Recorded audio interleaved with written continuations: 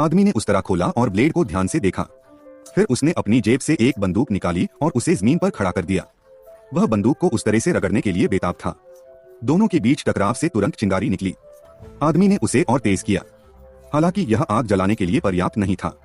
अपने हाथ में औजार को देखते हुए वह गहरी सोच में पड़ गया, लेकिन जल्द ही उसने अपने पास एक पत्ता उठाया और उसे पत्थर पर फेंक दिया और फिर घर्षण का उपयोग करके फिर से आग जला दी।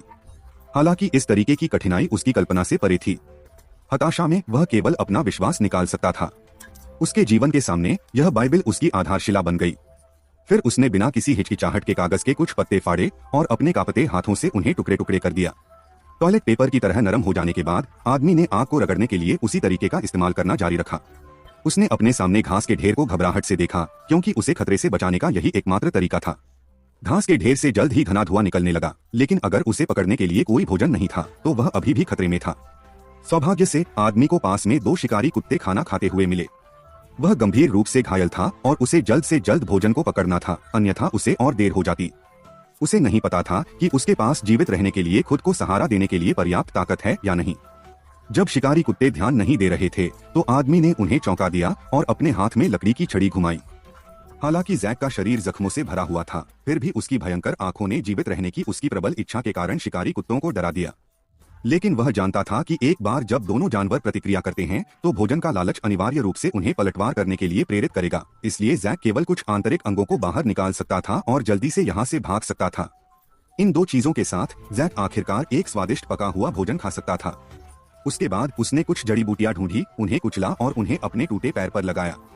तीव्र दर्द ने उसे चीखने पर मजबूर कर दिया, लेकिन यह वह कीमत थी जो उसे ठीक होने के लिए चुकानी थी और वह केवल पकड़ सकता था। जैसे जैसे समय बीतता गया, जैक का शरीर आखिरकार सामान्य हो गया, लेकिन उसके दुश्मन ने उसके साथ जो कुछ भी किया था वह उसके दिल में गुस्से को दबा नहीं सका। इसलिए जैक ने बदला लेने का फैसला किया। अपनी आंखों को खून के प्रतिबिंब से अंधा होने से बचाने के लिए उसने अपनी आंखों पर चारकोल की राख लगाई, फिर अपना बैग अपनी पीठ पर लादा और अपने दुश्मनों का पीछा करने के लिए निकल पड़ा। चूंकि वह दिशा नहीं बता सकता था, इसलिए जैक केवल उनके छोड़े गए निशानों का अनुसरण कर सकता था और कदम दर कदम उनका पीछा कर सकता था। लेकिन मुश्किल सफर ने उसके लिए आगे बढ़ना मुश्किल बना दिया। लेकिन उसके दिल में अभी भी नफरत खत्म नहीं हुई थी। 1 महीना पलक झपकते ही बीत गया और जैक आखिरकार उस टीम के साथ मिल गया जिसने उसे छोड़ दिया था। लेकिन अगले ही पल उसने देखा कि भारतीयों को भी पता चल गया था कि वे फर चुरा रहे थे। नुकसान से फायदा उठाने के लिए वह अंधेरे में छिप गया और दोनों पक्षों को नुकसान उठाने दिया। अंत में शिकारियों ने हथियारों के फायदे से भारतीयों को हरा दिया। इस समय जैक एक अनुचित समय पर पूर्व कप्तान के सामने आया, लेकिन सभी को आश्चर्य हुआ कि वह गंभीर चोटों के बावजूद अभी भी जीवित था। भेड़िए के साथियों को देखकर जैक को